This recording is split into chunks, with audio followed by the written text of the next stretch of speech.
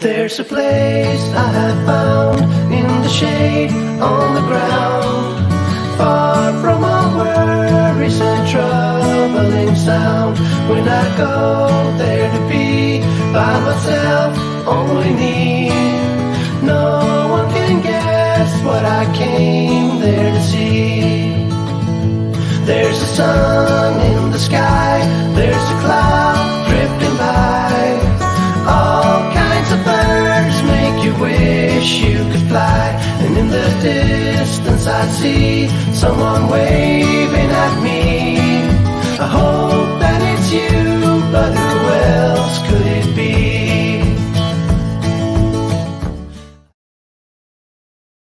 Family of shows and join in on the conversation by using super stickers and super chats on YouTube. Got a question you want answered? Ask it live via a super chat and get real-time responses from our show's knowledgeable hosts and guests. Help keep the Untold Radio Network shows running strong. We need your support. Send your super chats and stickers now. Hey everybody, it's Monday, I want to say Monday morning, but man, I know that on the East Coast, it's barely morning. It's almost lunchtime. So, but yeah, it's morning. And it feels like I've been on a bit of a hiatus because I have been. We didn't do shows last week. Family was celebrating the 4th at the lake and a lot of stuff going on, but we're back and here for coffee time this morning. And I'm going to bring in my friend, Jason McLean. Hey, Jason, how are you doing? So far, so good. I mean, I'm even better now that I'm here with you, Jeff. How was your 4th of July? It was good. Actually, so my eldest son was born on the 4th of July. So, it's always an interesting, we try to do his birthday on that day. So we had a lot of his friends over for that. So yeah, it was a lot of fun. Nice. It looks like you got both your eyebrows and 10 fingers still. So it was a success then. Yes, we'll say that. I mean, I have all my fingers. That's all that matters. Yeah. That's one of my favorite parts about the 5th of July is you get to start seeing all the videos of the things that went horribly wrong this year. Horribly wrong. My favorite video right now is still they set off like a mortar it wasn't a mortar, it was just one of the rockets, but it falls sideways and goes directly into it's all in someone's front yard, right? Yeah, it shot it into the back of the SUV, right? Which had all the fireworks, and so just everyone's running and just fireworks are going off everywhere at all the same time. I love that. Like, it's like, don't get me wrong, that's a pretty massive insurance claim. I'm hoping no one got hurt, but it's a lot. But that video is a lot of fun. I mean, it didn't look like anybody got hurt, but that's the insurance claim right there. It's and it's crazy because you see that can happen. I mean, it's not like something outlandish or like all the planets have to line up. This is a mortar tube that the guy lights, and as it getting ready to fire, or maybe bumped with his foot when he ran away, it tipped it over. Thing fires off along the ground horizontally right to the back of the SUV that's parked 50 feet away with the oh, not even that. It was probably it was probably less than 20 feet away. Yeah, it's really not that far. You would assume that it's a safe distance. I mean, I don't think anybody looked at that and said, "Oh, you're lighting them too close to the car." He was a little ways away, but it's the fact that it tipped over and fired into it. I mean, could have been all the fireworks in his garage too, and fired into the garage, which could have burnt the whole house down, which that would have been horrible. But I have a misspent youth with explosives, so all I'll say is I have very different protocols. Yeah, I do too. I get a kick out of. There's an author that I love reading. He's a sarcastic humor author. He used to write for Outdoor Life, but his name is Patrick McManus. And he talks about when he grew up, the things that they would do. And I'm telling you, I was laughing reading his book because some of them I remember we did. He was talking about making a homemade cannon out of a PVC pipe and taking a half a pound of black powder and shoving a croquet ball down it. And they hauled it out to the golf course and fired it down the first fairway. You know, gasoline's a little trickier, but it's also a little more fun because you don't need as much. Yeah. It takes a little bit more to do because you have to vaporize the gasoline. But yeah, it'll give you as much power as you want. So yeah, we always use a steel tube for that kind of. For those shenanigans. But if you've never made a black powder bomb for the fun of it, it's a lot of fun. Well, then they started I don't know, maybe I shouldn't be throwing this out there. I'm not telling people or condoning that people do this, but sparkler bombs were kind of a big deal here for 10 years ago, 5 years ago.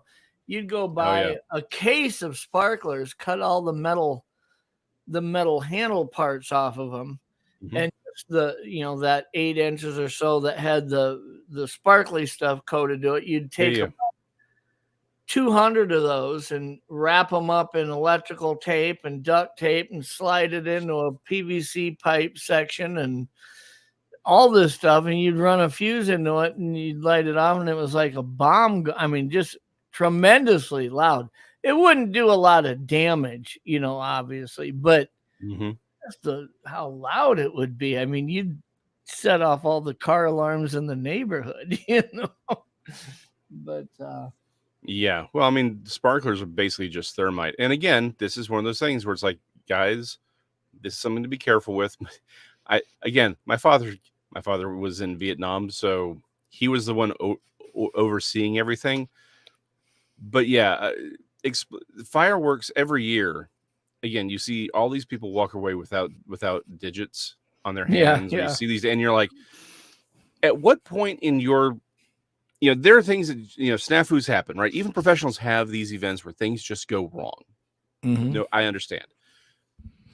But I've never understood people who don't treat explosives with respect. Like, these are like, think about what you're doing. Sure. And you see people doing things. And I'm like, what? That's really stupid. Like, again, even from a young age, my father was very, very clear. It's like, this is how, like, he showed me the power of the gun. He showed me the power of these things. So I understood what these things were. I think what we see with a lot of these videos, again, they're funny to watch when someone, sets off all the fireworks on, accidentally, but it's like, it's because they don't fundamentally respect what's happening, and it does lead to legitimate injuries. There was someone just mentioned here that there was a 7-year-old who was killed because they made. But again, that's where it's at. It's like, look, I'm sorry, you have to respect this material. These are, it's like anything else. These are, it's dangerous. You have to respect it, and it's just so strange how they're. Again, it's a country of over 320 million people. There's bound to be 1 or 2 people who, missed that particular intelligence train. But it's one of those things where this stuff is as powerful, needs to be respected. And every year you find out there are people who learn, sadly, the hard way to respect explosives. Yeah, I think to some degree, you're only able to apply the common sense when there's a reference of experience. And there's just so many people out there have no, I know ignorant is a tough word, but they don't know any better. I mean, you'd think that you'd look at and say, man, that's a bad idea, right? But they don't have any life experience that gives them the ability to look at that and make that judgment accurately, unfortunately. Yeah. Well, I literally wrote an article about this a long time ago. Really long time ago now. And it was, what is the nature of stupidity? and the thing that I discovered, because there's research into what really is stupidity, because it's not just about not having knowledge. Again, that's being ignorant of something. And the one common denominator that I found, and a lot of other researchers found, is it's a lack of accountability. And what prompted this was there was this accident where like 10 people were killed on a dirt track out in, I want to say it was Nevada, maybe Arizona, maybe California, but it's those off-roading competitions, right? Yeah. Where they have these souped up dune buggies, right? Well, one of the dune buggies went off the track and killed like 10 people. It was terrible. But I was looking at it and I was like, well, what happened here? So I started doing research, and essentially what happened is the people who plan these routes, they have this yellow nylon cord, and it's like this marks the track for this. Yeah. People were walking up to that yellow nylon rope and being like, oh, I'm safe. And then what they would do is they would literally run out onto the track, take photographs, and run off. Like there's a designated area for bystanders to be that's safe, but then these other people would go out and they somehow assumed that nylon rope that's being held up by like stakes is somehow going to magically protect them from a 1,500-pound dune buggy doing 45 miles an hour on a gravel track.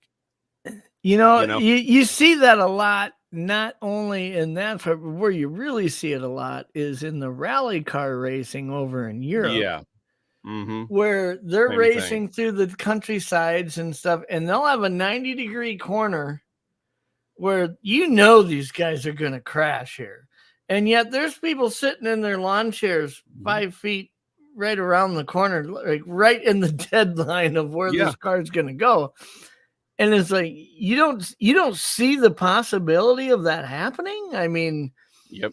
Well, what it comes down to is the fact that these people have lived lives with zero accountability. They never receive consequences for their actions, so they never think ahead. That is apparently again, according to psychological researchers, the essence of stupidity comes from you never thinking 1 or 2 steps ahead. Like, if I do A, B is a possibility, but so is C, and then you weigh those two, right? And it is one of those things where you start to realize we live in such a protected age that it's breeding stupidity, because people our entire society is designed around trying to protect you from the events or the consequences of you doing something stupid. Everything. Absolutely everything. 100 years ago, you did something stupid. Well, 100 years ago would be the 1920s. So it would depend on where you were. But 140 years ago, you did something stupid. You got eaten by a bear. Yeah. Or mountain lion. Survival of the fittest.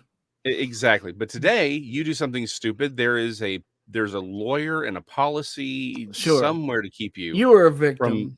You were a victim. Well, hold on. He's a victim of his own stupidity, which still makes him a victim because society didn't make it safe enough for him to be an idiot.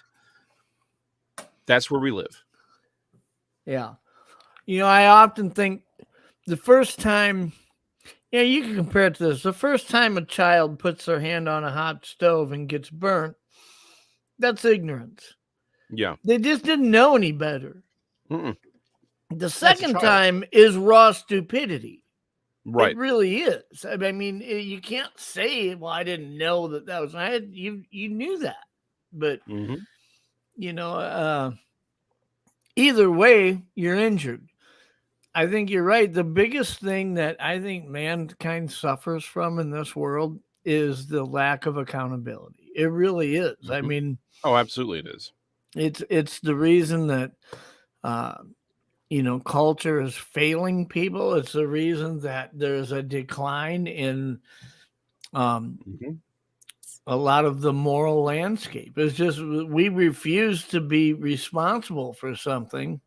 Yeah. You see it in probably the most rawest moments when you see videos of the courtrooms where, the judge is saying, or people getting pulled over by police and they're like, why did you do this? And they're just making up excuses like, I'm a victim here. Why are you pulling me over? Well, you're going the wrong way down a one-way street. You're drunk and you got 10 pounds of drugs in your car. Right. But yet there's some sort of a victim, you know, the They're the cops are victim. wrong. Well, and so Yeah. again, a lot of this, of course, always goes back to parenting. Like one of the things I did with my kids, and it served them well, was when they were young, I would take them to parks. Obviously, once they were old enough to start climbing on things, I would watch them, but I never helped them onto a thing or help them off. It's like if you're big enough to get on it, then you can be on it. If you can't get on it, then you shouldn't be on it. And if you got yourself up, you can get yourself down. Yeah. Because it forced them to learn. It's like, okay, how do I figure this out? We spend so much time spoon feeding things to people, they never learn to think. We've made society so safe, they never learn to think. There needs to be there obviously, yes, we do want to create some safety, regions, but where people can make mistakes, but they need to be mistakes where they can learn from them. That means they got to suffer at least something, right? There needs to be that pressure to be smart. Otherwise, you live in a world of stupidity, and it's where stupidity is enforced. There's people keep commenting, or I saw a comment about the McDonald's coffee cup story from the 90s. Yeah. Here's the thing. That story is entirely propaganda by McDonald's. Here's why. This is one of those things a lot of people don't know. McDonald's was literally skipping a step in the cooling process for their coffee. They were running their coffee like twice as hot as it was supposed to be, so you could maximize the coffee grounds. That's what they were doing. The coffee, she wasn't the only one burned by McDonald's coffee. A lot of people were. The coffee that was given to her was hot enough that when it spilled on her, it caused third-degree burns. She had to have surgery, to have skin grafts done to repair the damage done by the coffee. That's how hot it was. They were skipping a step in the process of making this coffee. But what McDonald's then did was they went out, their PR firms paid people it's like, well, of course coffee's hot. So a lot of these late night comedians that were making fun of it, McDonald's paid them to make jokes about that. And so that's what you remember. You don't know that this elderly woman had to have reconstructive surgery from how hot that coffee was. Yeah. It is absolutely, but we remember it as a joke. It's like, well, no, there is times when someone does something. I'm surprised there hasn't been a really good documentary made on that whole thing. Maybe there has been, and I haven't. People have done stuff on it. Short, because it's again, this goes back to stupidity. Why do large corporations do things that are often quite stupid? Because they can get away with it, because they know they can somehow, delineate the lawsuit out, right? They know they can do it and they can get away with it. So that's the problem. It's the same problem. The same reason some guy blows off his fingers on the 4th of July is the same reason. I will not use the name of some of these other corporations because YouTube overlords, but some of these large corporations get away with putting out faulty products that they know are faulty, they know will not do what they're supposed to do, and will often kill people. And this is not a one product thing. This is pick a year, you'll find 5 or 6 or 10 different products, everything from pharmaceuticals to car manufacturers to everything. And people are dying because of it. And they're like, well, we can get away with it. There's no impetus to be smart. They just want to get it out and make money off it because they know that they can settle the lawsuits. Yeah, I think anytime that you have a feasibility study on a product, when a corporation designs a product, looks at, is there a niche in the marketplace? They figure the feasibility. What's the profit going to be? Part of that whole formula is a team of lawyers saying, here's what's going to happen from a negative standpoint. There's a chance that we're going to experience 3 to 15 deaths in the first 18 months due to this. But we believe that we have a plan to, either it's worth the compensation out of the profit. It still makes it profitable enough to settle those cases, or we've got a plan to flip the whole thing and make it not even appear that it was. I mean, they've got all that figured out to a science.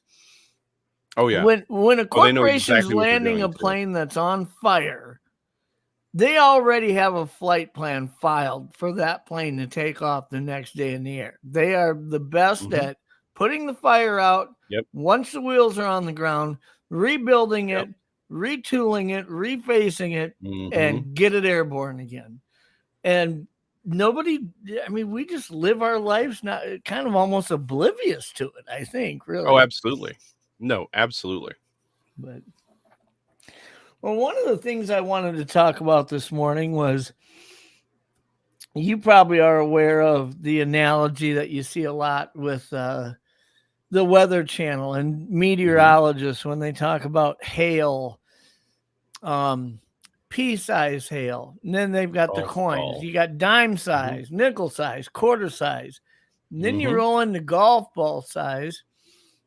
And then the landscape gets a little skewed. You got baseball size hail, tennis ball size. I don't know which is bigger, baseball size or tennis ball size, but baseball. But I live in North Texas. I can assure you, I know about hail. I know a lot about hail. Yep. We get hail here in the upper Midwest too, but I mean, it's just, I think it's really something how they have their analogies pretty accurate, right? When they tell you this is quarter size hail, you in your head, you know what you're seeing. Oh, absolutely. You know who's not good at sizable analogies is NASA. And I say this because of a story that I found today. NASA says an asteroid the size of 100 hot dogs is to pass Earth on Monday. Now, first thing I think of is, okay, you could say an asteroid the size of a 5-gallon bucket, an asteroid the size of a car, an SUV, whatever, a wheelbarrow. There's so many things you could name that size-wise immediately, I'm good. I get what you're saying. 100 hot dogs. I have to think to myself, okay, if I'm starting to, you're forcing me to do homework now. I'm thinking if I bought 10 hot dogs and put them in a bag, that would be about this size. So now 100 of them.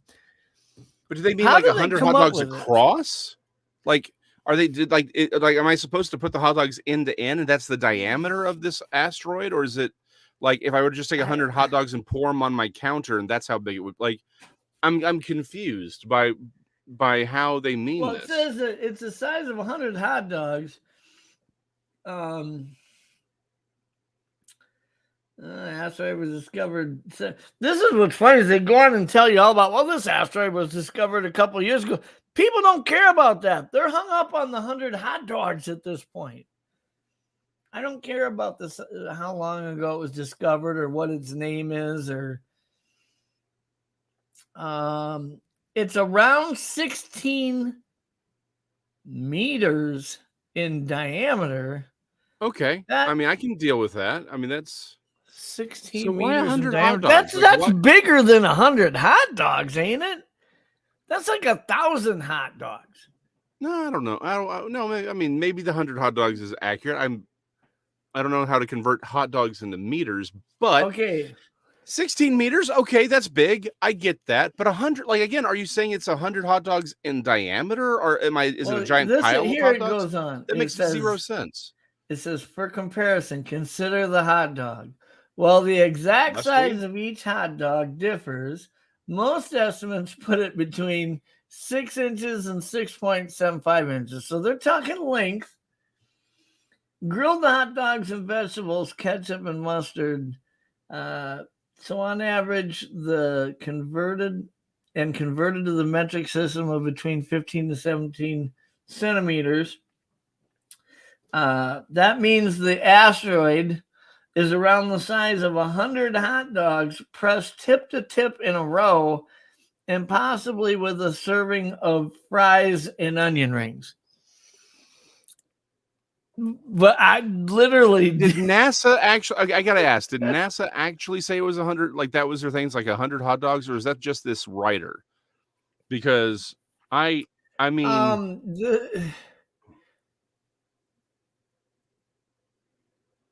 I'm looking here. Let me get to the because like answer NASA to will come out and that. say, an asteroid the size of the Eiffel Tower. Okay, I get what you're telling me here, or the size of the Chrysler Building, or the size of a Yeah, because I can large see SUV. here I get that. Yeah. it says that, is estimated by NASA to be around 16 meters in diameter. Now, I don't see where they're crediting NASA as giving out. Oh, yeah, here it is. An asteroid the size of 100 hot dogs is set to slide past the Earth on Monday, according to NASA's asteroid tracker. Well, okay, so it's supposed to slide past the Earth on Monday, according to the tractor. I don't think you could attribute the 100 hot dog analogy to that tracker. I don't know. Wait. Who actually wrote the story? Out of curiosity. It's from the Jerusalem Post. But a story by Aaron. Yeah, which also is interesting. We're using are they all beef hot dogs? I mean, the Jerusalem Post is using 100 hot dogs as a size analogy. Aren't beef franks like usually a little bit longer than the average hot dog? Like see, this is why you use something standardized, like a baseball or a tennis ball or a grapefruit or a dime or a nickel or a quarter. Like those are things that are sort of standardized. Hot dogs aren't standardized. You can't use hot dogs for measurements, people, because it's like the cubit. Everyone's got a different size cubit. Like you can't, the Romans were 18. The Hebrews during the Iron Age was 17 and a half. And sometimes the royal cubit was 22 inches. Sometimes it was 25 inches. Like you got to standardize here, Jerusalem Post. You got to standardize your measurements. Use like a toddler. Like this is 50 toddler, it's 27 toddlers across. Okay. That's still a weird way of measuring. It's the size of an orca. I mean, why even put it into an analogy? Why just tell me it's 54 feet long? It's 54 feet long.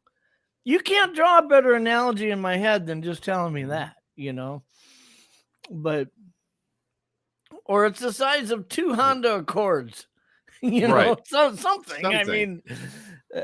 I mean, get it. I get it. We're Americans. We want to use, this is the Jerusalem Post, but it's like as Americans, we want to measure everything that is, with any other thing that is not the metric system. We'll measure things by giraffes, which is fine with me. As long as we don't use the metric system. American standards what made it to the moon. So screw off metric system. But hot dogs seem, it's a bad analogy. I'm just saying it's a bad measure. It's a bad system of measurement. It just is, Yeah. Yeah. That's all I'm saying. Like giraffes. Everyone knows how big a giraffe is. Yeah. I might stand next to a giraffe and say, holy smokes, that thing's a little bigger than I thought it was. But in my mind, at least, I have some sort of reference that, 100 hot dogs, not only is the analogy bad because there's so many better ones you could use, but like you said, side by side, end to end. What are we talking? Giant stack of hot dogs. Like what do we mean here? It's like a garbage bag full of hot dogs. By the way, yes, I see people talking about Nathan's. I love Nathan's hot dogs, but you know what I miss? Costco used to have a Polish dog, right? Because if you go to Costco, you can get like a hot dog and a soda for like $1.50. Yep. But you used to have like a normal hot dog, which is like I think it's the Nathan's, and then you have a Polish dog. Like you could do the I love those Polish dogs, and they switched over for like chili or something. And I'm like, oh, come on, guys. Like now, of course, I can't even stop to get something at it anymore because the area I'm at is blown up. And so Costco is so freaking busy. There's always a line. Like there didn't used to be a line. It's like you go and get things in a couple minutes. Now it's like it was like going to see Batman, back in 1989, opening night. We're wrapped around the building twice. Yeah. Yeah. Well, Costco, first of all, for $1.50, that's got to be the best deal anywhere to go feed yourself. Absolutely. I mean, these are big hot dogs. Big hot dogs. Beef hot dog and a soda for $1.50. I mean, yep. But I've noticed when I go to Costco, get my card out. I'm ready to walk in. And there's all kinds of people walking in the outdoor telling the person who checks the receipts, they're saying, just coming in for food. Oh, yeah. All the time. I mean, people just go there like it's a fast food place because you can't go somewhere and eat for a couple dollars. I mean, by far the best. Even a slice of pizza, it's a pretty big slice of pizza for, what is it, $2.50, something like that. Something like that, yeah. Yeah. But I don't even think they have. I don't even think they have the onion. Like they used to have that thing where you could grind the onions. I don't even think they have that anymore. When I went there this last week, I stopped by and got a hot dog and a soda for $1.50. You know what they had? The little plastic cups of diced onions with the little snap-on lid stacked up where you picked up your hot dog, where they put it on the counter. They didn't have it in the open over there by the soda anymore. Like you said, they used to have that thing where you rolled the thing and it had the. Yeah, I don't. What did they have a problem? Did they have people sneaking in and just grabbing a napkin and getting a couple handfuls of ground onions and eating those for free? And the brown mustard, the brown spicy mustard. Why is it all just the traditional yellow mustard? Like again, it's $1.50. I'm not going to complain. It's just we had like there would seem to be a better time in history where you get onions, right? You just put some onions on your Polish dog with some spicy mustard, and all was right with the world. And all progress ain't real progress, is all I'm saying. I think the thing that me and you share in common is that our love of hot dogs. I'm okay with change, but I like to be able to appreciate when I see something that's changed and understand why it changed. Like there's some common sense there. That makes sense. They got better. The process got better, whatever. But when you see change that doesn't make any sense, it's just like, it's kind of frustrating, really. Well, I mean, here's the thing. Some of this, I think, does come down to efficiency. Like, Costco has absolutely blown up in the number of people there. So, unfortunately, sometimes you have to standardize things and cut costs. And so maybe that's what this is about.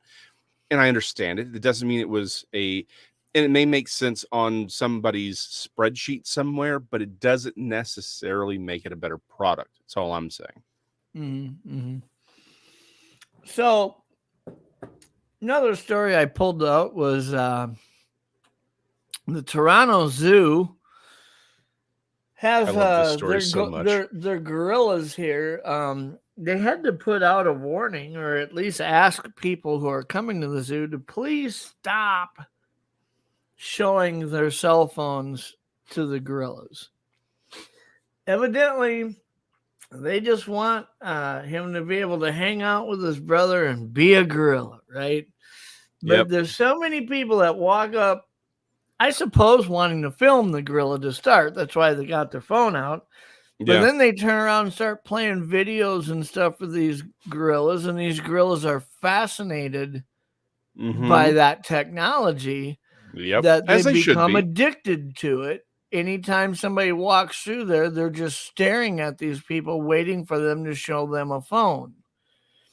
So you aren't really witnessing a gorilla in its gorilla habitat doing gorilla things. You've got a gorilla who's addicted to cell phones staring at you, waiting for you to show it your human characteristics. So it reverses the whole zoo narrative, is what it does. It certainly does. So this Toronto Zoo has advised guests against showing cell phone videos to gorillas in their exhibit.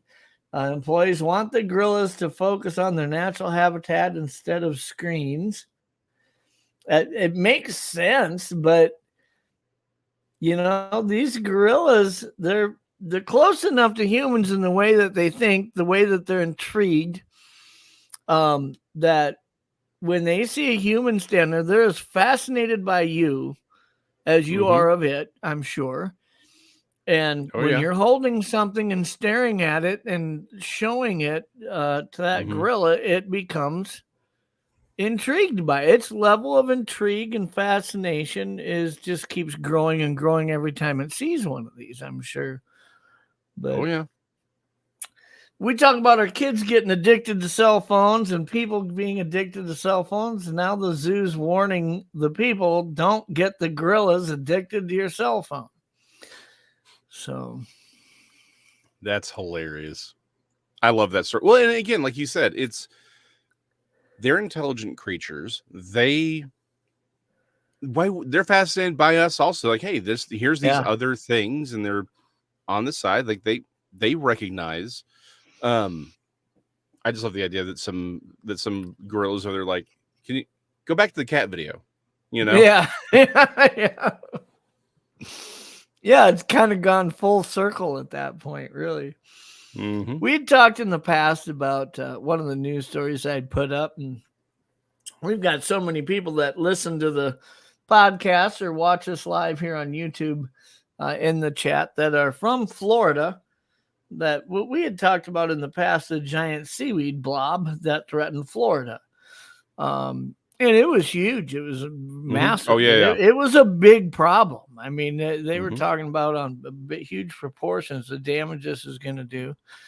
But I see now that they have put out a story yesterday that this seaweed blob that threatened Florida has shrunk by 75%. That's good news. Hey, good news. It's not all That's bad. What I you know, thought. They're taking away our beautiful hot dog toppings and Polish dogs, but it's not all, and gorillas are being addicted to phones now, but here's some good news, right? Yeah. This is Florida, just in the last month that it shrunk by 75%. So at that rate, it should be pretty much not an issue, I would suppose, in a few more weeks. So yeah, that's great. Yeah. That's great. There you go. So we got that going for us. There you go. It's not all bad. It's not all bad news. You know, I was doing a lot of studying when we were working with the Blood Run documentary that I was working on putting together here last year or the year before last. And one of the interesting things about that is that there's 10,000 or 11,000 year old human remains buried there. And you see this, we've seen this over the last probably 20 years where they keep extending that. You know, there's a lot of places where there's 8 to 10,000. Then it was 11. Then it was 12,000. Yeah. And they kept, boy, here's the oldest one we've seen yet at 11,500. And it just kept creeping a little bigger. Well, now they're saying in Oregon, they brought this out 5 hours ago.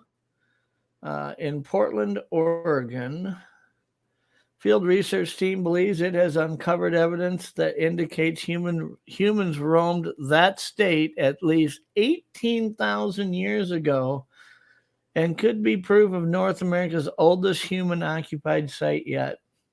So, hold on, I'm distracted. Barbara Eden's still alive? I thought she passed away. Yeah, I see. Leaves nothing to imagine. I don't know. It's one of those ads that I don't want to click on. Yeah. You don't ever want to click on them at all under any circumstance. But it's like, I thought Barbara Eden she's not alive. Hold on. Yeah. Hold on. Let me look. I got to know now. Now I'm just.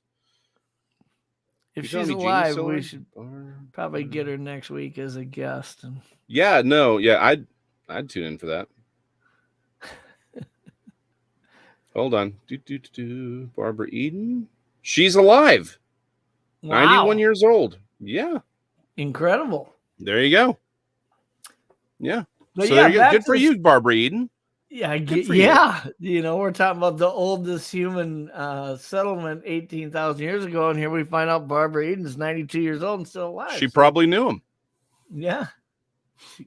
Anyway, it says the researchers also found an orange agate scraper with bison blood residue on it that when you look at the age of this thing, it shows it's 18,000 years old. So 18,250 years old. So yeah, I mean, we're not saying Barbara was the one who used that scraper, but no. But she may have talked to him. Who did? Yeah. Well, I mean, so okay. Getting back to the serious part on this, It's for those who've been familiar with my work for a long time, y'all know that I'm not necessarily a fan of how world history is often depicted. Honestly, one of the views that I have is I think that America was probably had multiple migrations even up until relatively recently, within the last couple thousand years. I'm not convinced of the whole Bering Strait land bridge theory. Yeah. At all. In fact, if anything, it really does, particularly from a genetic standpoint, it looks like, honestly, migration across the Pacific by boat is a much better explanation. There's plenty of evidence for ancient contact between the Polynesian peoples and South America, including tools, language, and even certain vegetables, and tubers and things. We see some migration there. So it really does look more like Asiatics and probably other groups came across the Pacific. There's evidence of people coming across the Atlantic. I mean, that's one of the interesting things about this. To what we actually find. The Cooper's Ferry settlement that they discovered in western Idaho really kind of supports where you're going with that, because it was thought to be the oldest recorded archaeological site in the region, according to BLM. The quote Clovis people who arrived from Asia and Siberia around 13,500 years ago have also been considered the first North Americans. Now, but wait a minute here. They used the Russian Bering Strait bridge to get here. That does, like you said, I mean, we're talking about Asian people. That doesn't seem like the most plausible explanation, other than if you're only going to limit your understanding of how they could have got here is by foot. Yeah, maybe, and that's what they're doing. It is the hubris of modernity to believe that people were less advanced in the past, when really, when you take a look at, and I'll get back to the idea, even the idea of the Clovis people, we'll come back to that in a second. It is very, very clear when you look at artifacts that it is that the reason some people have what we would consider a high culture over here and a low culture over here is due to nothing more than population density. Because when you have let's look at the difference between, say, what was going on in Sumer or Egypt compared to Stonehenge, right? The math and the understanding of how to move megalithic structures are virtually identical. But what you see is larger populations with a larger economic base to provide for food and manpower to build these greater things over here. But you don't have that same large population base over in Britain at the time. But the math is the same. The technology is essentially the same. It's just one looks more primitive to us because they didn't have the time or the economy to facilitate large, very sort of well-defined rocks. That's just really what we're looking at. Same thing with you go back with the quote unquote Bronze Age. I'm doing a series on my channel about the Bronze Age collapse. At no point do we actually see what we would consider development as far as technology. And what I mean by that is this: the sophistication in the development of how they were manufacturing these bronze tools, or even the copper tools, show high levels of sophistication with the manufacturing process from as early as we can find. These are very sophisticated processes. These are not the sort of, oh, I don't know what I'm doing and I'm just experimenting idea that archaeologists put forward. The reason you have copper tools here and bronze tools here is the presence of tin. This population didn't have access to tin. They didn't have the economic base to go out and get tin, to trade with far off places for that tin. And so they had copper tools instead of bronze tools. We see iron tools all throughout the Bronze Age. We really do. But bronze is cheaper. to manufacture than iron. It's the same thing with the idea of the Clovis. There's a First Nations archaeologist that I want to get on one of my shows, that he doesn't believe the Clovis people actually existed as is presented by archaeologists, but rather that the Clovis people were a specific tribe much more recently. That, this idea of, the Clovis people, was this level technology from this period, and no, that all these different eras that archaeologists have created are essentially just different tribes, and how those tribes made it. And it's in many ways was a little bit more recent, that we are in many ways misinterpreting the data, sometimes very deliberately, because particularly from not just geological, but also from a genetic standpoint, it looks like there were multiple migrations into the Americas, both North and South, at different times by different peoples, and that maybe the reason the Maya collapsed and just sort of disappeared is because they were literally conquered by other tribes from Asia at the time. They came to the Americas by boat, and that's what we're seeing is the same migrations that we saw in Europe and the Near East. It's the same people groups spreading out. So there is absolutely there's really, really good reason to believe that the history that we have is either misunderstood at best or deliberately manipulated at worst, because because we have this narrative, and the narrative is ancient man was dumb, and therefore they couldn't have used boats. They couldn't have been sophisticated in their migratory patterns, things like that. I'm a little hung up on the idea that we can accept and give credit to the fact that humans were shipbuilders and capable of building boats and using them to navigate 3,000 years ago. No problem. I can digest that.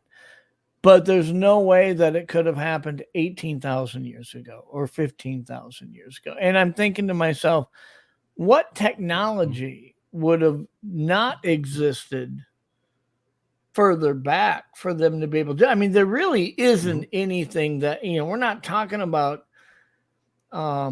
firearms here, as a way to hunt. We're talking about being able to take lumber, wet it down, warm it up in order to bend it, and be able to build hulls and keels and things like this. I'm looking at this process saying, I don't know that's a technology that you could say there's no way that could have existed before this point. So we have evidence of, again, one of the things I'm going to be talking about in one of my other shows here coming up is we've got evidence of Minoan artifacts, bronze artifacts in glacial ice in Canada. We have, we've got Ra and Ra 2, the experiments where Thor Heyerdahl used a reed ship to migrate to sail from Africa to South America. We have Kontiki, where he did the same thing in the Pacific, using technology that very, very early technology that again the Polynesians used. We have this idea that, and again, we this is in the hubris of modernity is we look at people and we say, oh, this is what these people have always looked like, right? We don't realize that a lot of people are that the way they look today is not what they looked like 1,000 years ago, or 3,000 years ago, or 4,000 years ago. There was everyone's the result of mass waves of differing groups of migrations over time.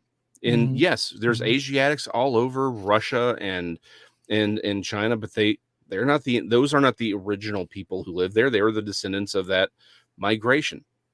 Same thing in the Polynesians. These are multiple groups that have used different ships. And here's the thing: maybe a lot of them may have come across the South. I think some of the more sophisticated groups did come across the South in the Pacific. But you could have other groups take boats across, from Russia to the Alaska area in boats, much faster, much easier, and do their settlements there. But again, genetically speaking, it really does look like people migrated from the south north. Same people groups, right? From Asia, move over to South America. But again, genetically speaking, it really does look like they went south north. You have the more sophisticated, larger complexes in South America. Up north, you see they had the same math with these large earthworks, right? Same math, same level of sophistication, smaller people base. Also, we have things like the names of some of these, particularly around Georgia and Florida. There's the city Miami. Why is it called Miami? I don't know. Because the tribe that they found there called themselves the Mi.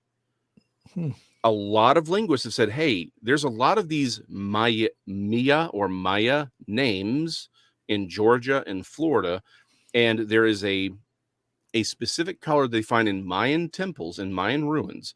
It's a blue. It's called Maya blue. The only way they could have manufactured that paint was from a specific area in Georgia where there was a particular mineral that allows you to create that color. It looks like a lot of these tribes that were sort of along the Gulf Coast, specifically Florida and Georgia, were Mayan satellite states.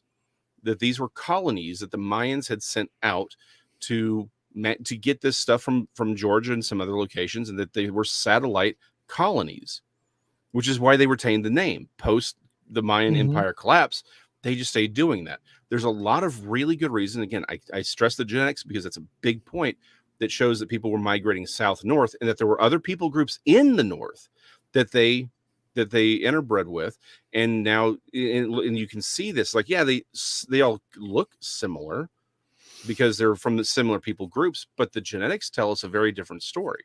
That these are the process of that these different people groups are the product of multiple waves. They didn't all come across the Bering Land Bridge whenever they think they did. That boats were used, both coming across the South and the Pacific, and the North, probably from from the Russia to Alaska area. But then there's plenty of evidence that the Chinese made it here. There's evidence that not just the Vikings, but the Irish and the Romans made it here. There's evidence that all kinds of people came to the Americas by boat. Egyptians, the Hebrew. I mean, there's more evidence the Hebrew made it here than anyone else. From prior to this, from the turning of from BC to 80, like over 2,000 years ago, and I think clearly made it here. The other thing to consider here is that with the Earth being, covered by so much of its surface and water, that the idea that one of the most primitive sciences that you would advance and get good at would be the navigation by water. I mean, the ability to build a boat, that want to build a boat, the need to build a boat, isn't something that started in one area and spread. It would have simultaneously been bred geographically and time period wise on its own, is so naturally by different peoples to say, man, if we could just figure out a way to travel across this water, we could do this. And like I say, we're not talking about some type of technology that wouldn't have been obtainable at that time for any of these periods that we're talking about. Any historian and sociologist will tell you that mountains have always been a greater hindrance to migration than water. If anything, water, rivers, lakes, oceans have been nothing more than highways for humans from day one. It would certainly make sense if we're all descended from someone who maybe survived a flood. And knew how to build a boat to begin with. Again, there's zero evidence for this idea that mankind was primitive and learned how to do things slowly over time.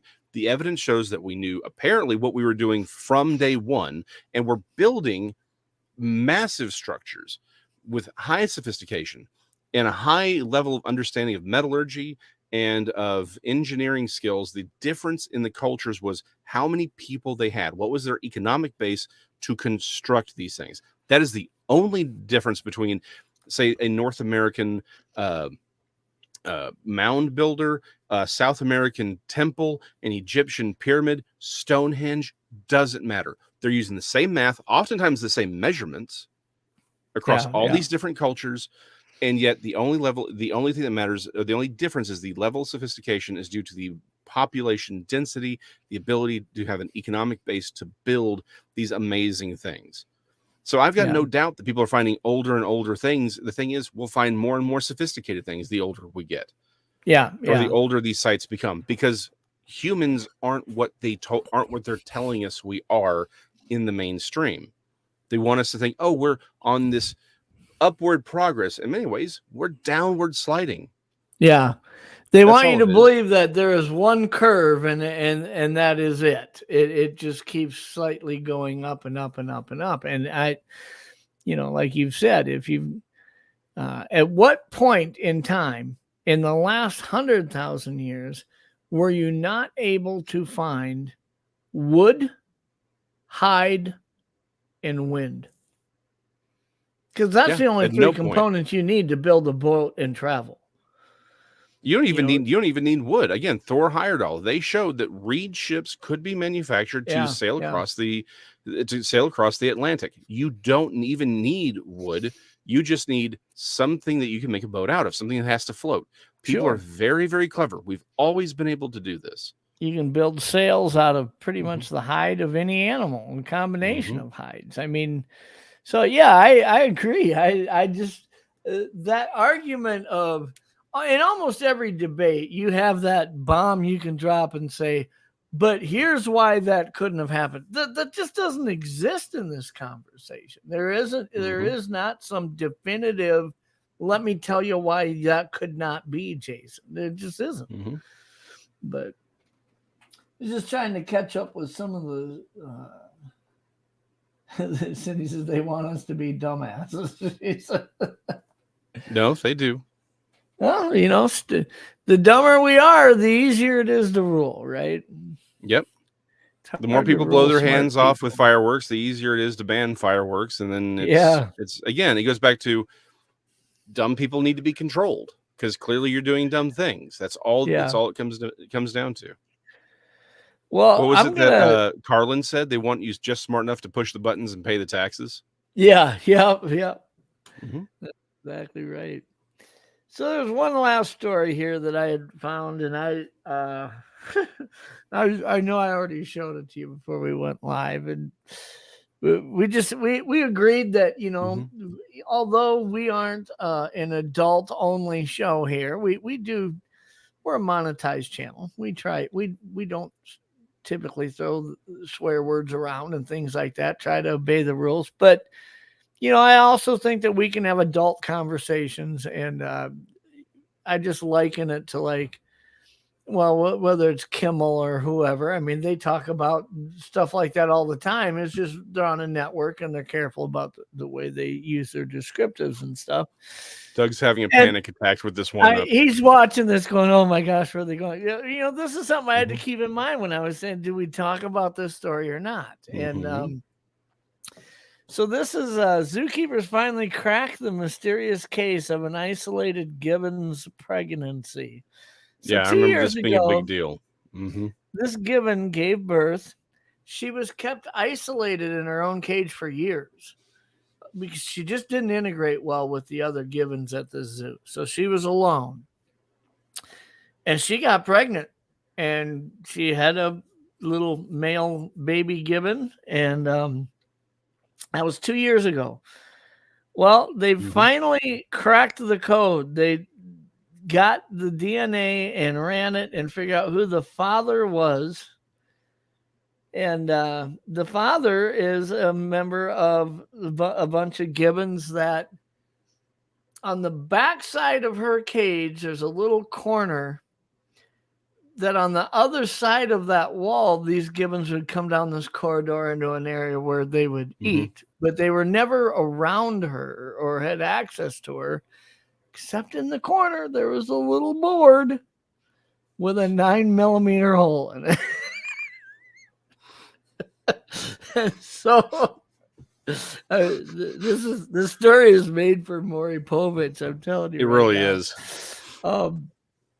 So Momo is the baby, or her baby. Let's see here. So her name is Momo. The father, let me find it here quick. Where is his name at? Anyway, good grief. 34-year-old Gibbon was the father. The results were conclusive. Itoh, I-T-O-H, Itoh, 34-year-old Gibbon. So he evidently, on the way to lunch one day, saw this board and said, well, that's an interesting little hole. And at that exact moment in time, she was in her little cage area going, well, that's pretty interesting what's sticking through that hole. And somehow they very quickly had a baby. So that's what we're dealing with here. That is literally how this came about. It was a Gibbon glory hole, so to speak, which I'm not going to go any further in the descriptives than that, but yeah.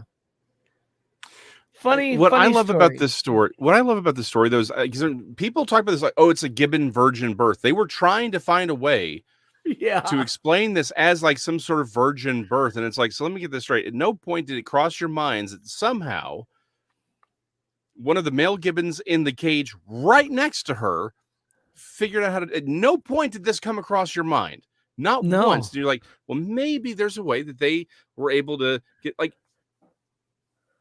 I'm sorry, if you got a female Gibbon that's pregnant, then it's kind of an obvious thing. A male Gibbon had to somehow get her pregnant. That's not hard. It's not hard to figure out. Just test the fathers. That should have been like an immediate, okay, let's just figure out who the father is.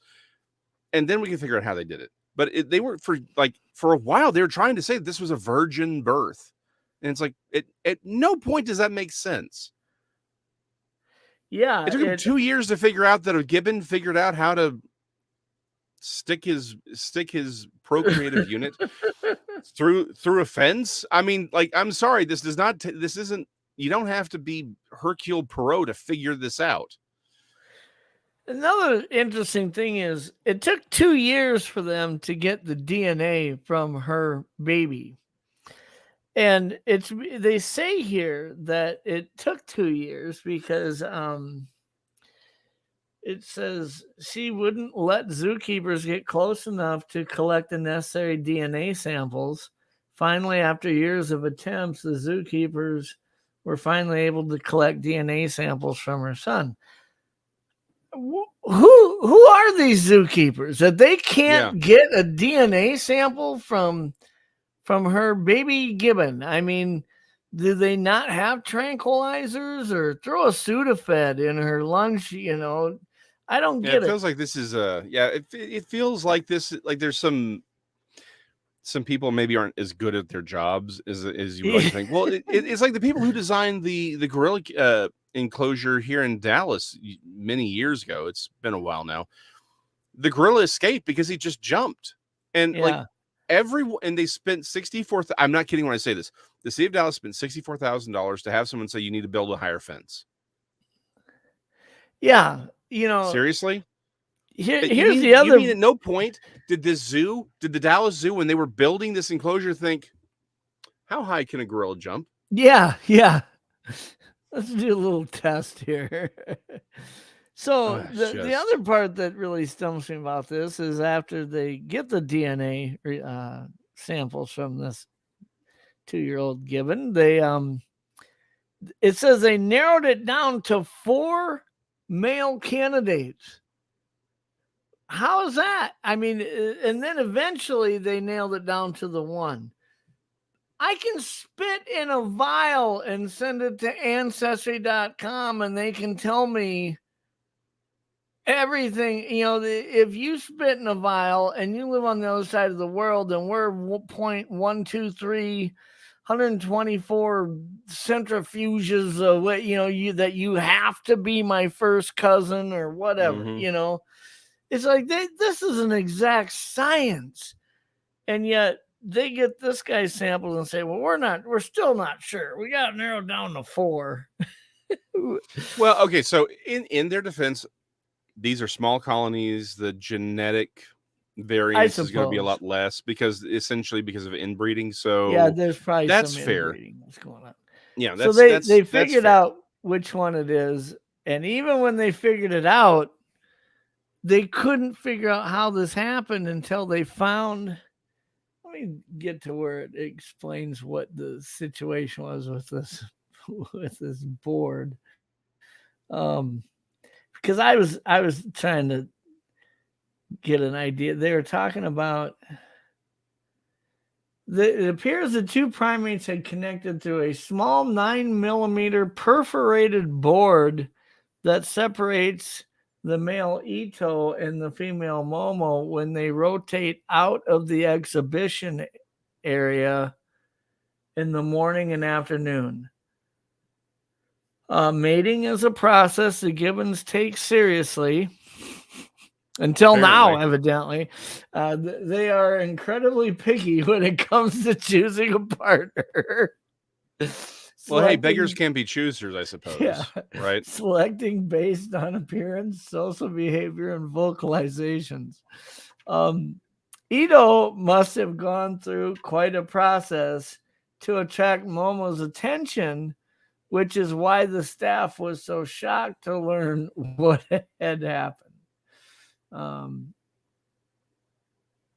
So yeah, they're trying to join Ito with her and the baby now, but she has spent so long, years and years, not blending well with the others that they're working on it, but it's going to be a challenge. It sounds like.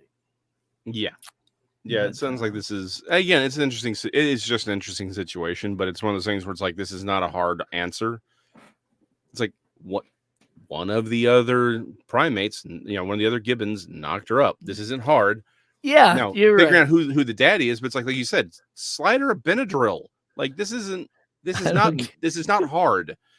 Put it in some cheese, for crying out loud, or something. Like I mean, if you're thinking, if only we could get a DNA sample, we could figure out how this holy virgin birth came about.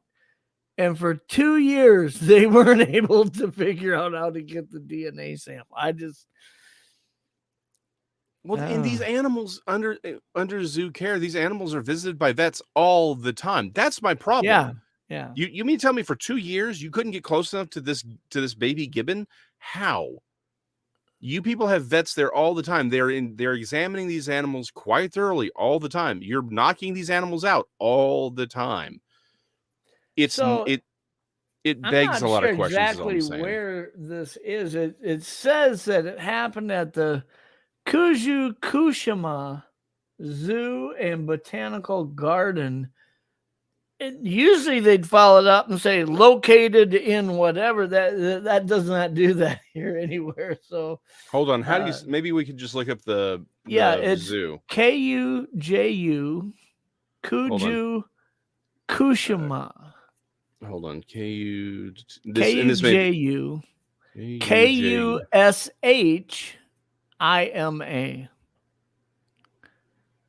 Oh, okay. Hold on.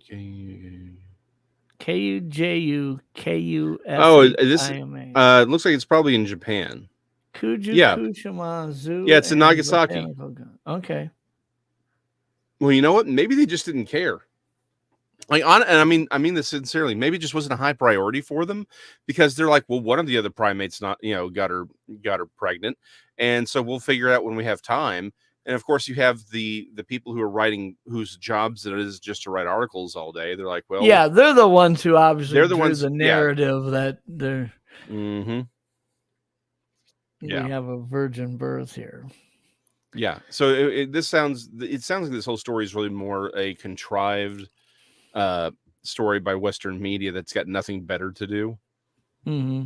And it's like the zookeeper's like, yeah, we figure one of the gibbons did it, but it's not really high on our priority because guess what? The roster's pretty low for who the father is. Yeah. You know, and the if zookeepers aren't. It's not a high priority for them, and for the Western media, they're like, well, I don't care about truth or facts or anything. I'll just write whatever I want.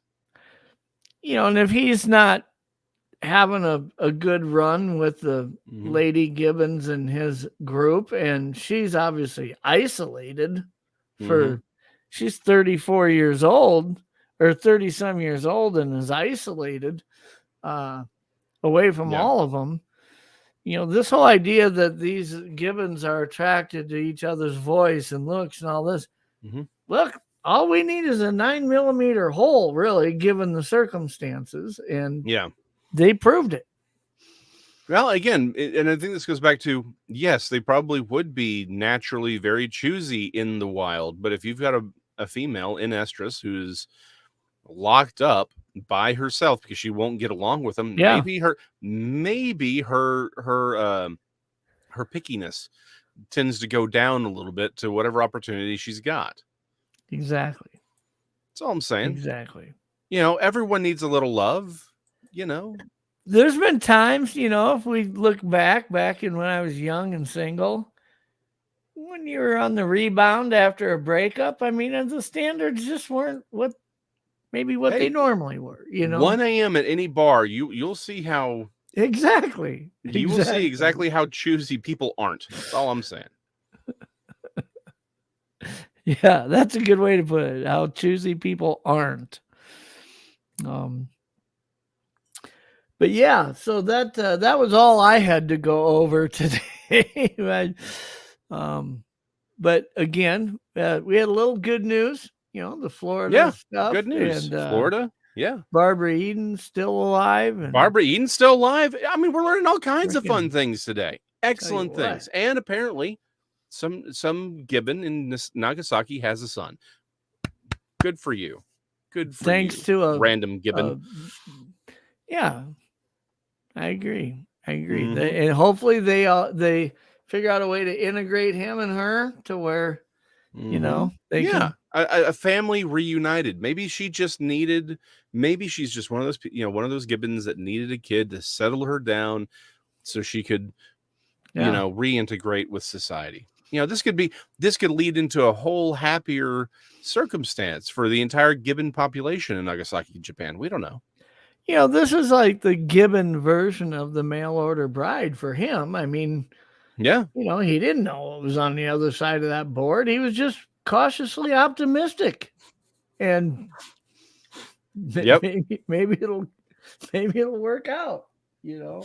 Cautiously optimistic, maybe not as cautiously optimistic. Yeah, not very uncautiously optimistic. Yep. Well, now he's going to find out he's got alimony. Yeah, that's child right. support. He's gonna child support. Somebody's got to pay them DNA testing fees. Yeah, someone's got to pay some bills around here. Gibbon, random. Teach you what to do with random holes. Good gibbon attorney, but yeah, exactly. Well, as always, Jason, it was fun. It was fun having you on the show this morning. We've got to make it a point to do this more often.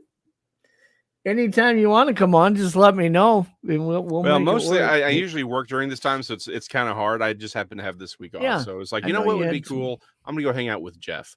But if you want to hear some more of this kind of insanity, Tuesday nights, Mysterious Library, me and Dr. Dean Bertram. In fact, this week, we're talking about the new Dogman video that Small Town Monsters just released. You can find it for free on Tubi. I do recommend it. My partner in crime, Tex, actually gets interviewed. I've seen that he was being interviewed in that. Yeah, it's Lone Star, dogmen. So it's about the history of the dogmen sightings in the state of Texas, and it's going to be a lot of fun tomorrow. Yeah, and there's Tex in the chat. Welcome, Tex. Yeah, just gave him a little free plug there. No, I haven't watched that yet, so I'm interested in seeing it. But I did hear it. I heard I don't know who I heard. Maybe it was you and Dean, or maybe it was maybe maybe it was over on Texas Channel that I heard that mentioned. But anyways, I knew that there was a segment where he's in that in the documentary. So yeah, you can watch it for free on Tubi, and it's like I said, it's good. I mean, again, Seth and them, they know how to make a documentary. It's a good documentary. Obviously, you've got your Ken and your Lyles in there because it wouldn't be Small Town Monster. It wouldn't be a Small Town Monster video if you didn't have Ken Gerhart and Lyle Blackburn. Nick Redford makes an appearance, and again, the lovable cowboy hatted Tex Wesson makes an appearance as well. nice. So it's a lot of fun. But yeah, that's Tuesday night. Dean and I on Mysterious Library are going to be discussing the documentary. Nice. Tonight on Pine Island Research, I'm going to have Brian King Sharp on. He's got something really interesting happening. And when I first learned about it, I didn't wrap my head around it properly. And then he explained it better to me and helped me understand his point behind it. So what's happened is,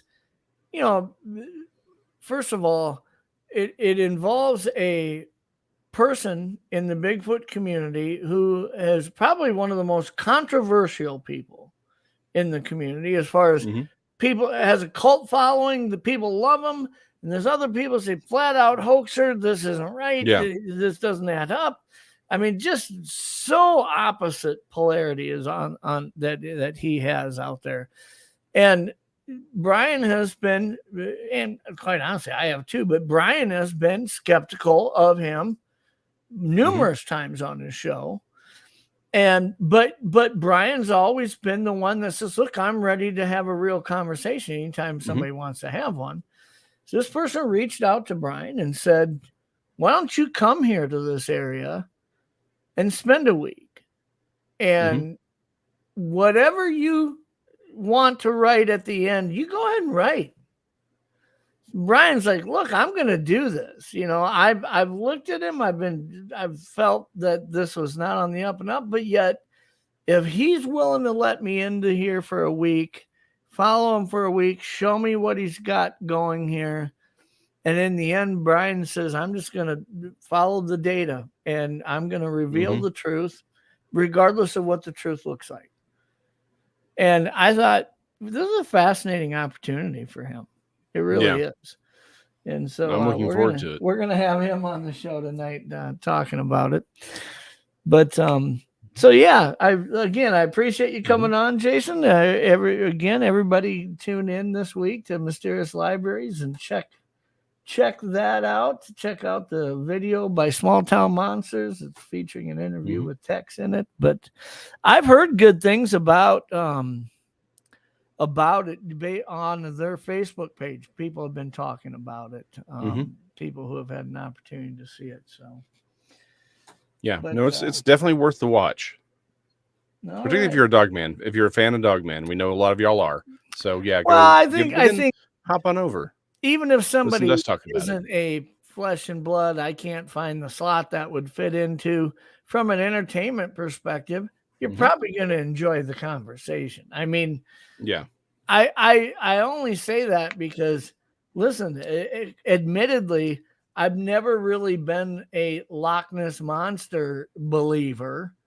And yet I remember one of the first episodes you and Dean Dunn was talking about a book that was wrote about the Loch Ness Monster and was talking about the history of this. And I was fascinated by it. It doesn't matter if I believe or don't believe. It's fascinating, Ironically, that's also a Ken Gerhart book. So it all comes full circle, doesn't it? Yeah, right. All right, buddy. Well, I appreciate you coming on. And pleasure. You have a good rest of your week, bud. You too, man. And all of you out there, we will see you tonight, 9 p.m. Eastern, on Pine Island Research. Again, we'll have Brian King Sharp on. And it should be a really, really interesting conversation. I think you guys will enjoy it. Other than that, have a great rest of your week. Stay safe. Looks like we got some good weather on the way for most of us. there's quite a few areas that could use some rain, including where I'm at, but it looks like we might get some towards the end of the week. But you guys take care, and thank you so much for joining us. We'll be putting the live broadcast you just saw right here on YouTube out on all the podcast platforms to be listened to here in the next hour or so. It should be uploading and later in the day. So you guys have a great time. We will see you tonight.